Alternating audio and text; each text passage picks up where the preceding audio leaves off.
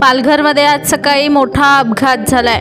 पालघरमध्ये 4 वाहनं एकमेकांना धडकली आहेत। एका ट्रकने एसटी बस, 2 बाईक आणि कारला धडक दिली।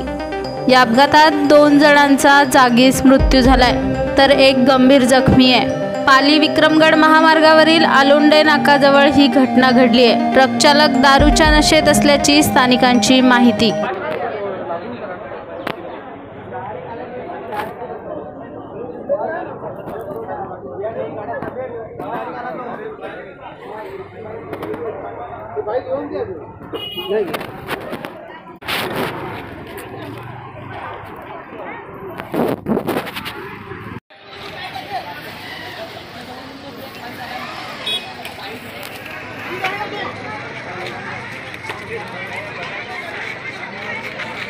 दोन मारले ना दोन माणसा यांनीच का यांनी मारले अरे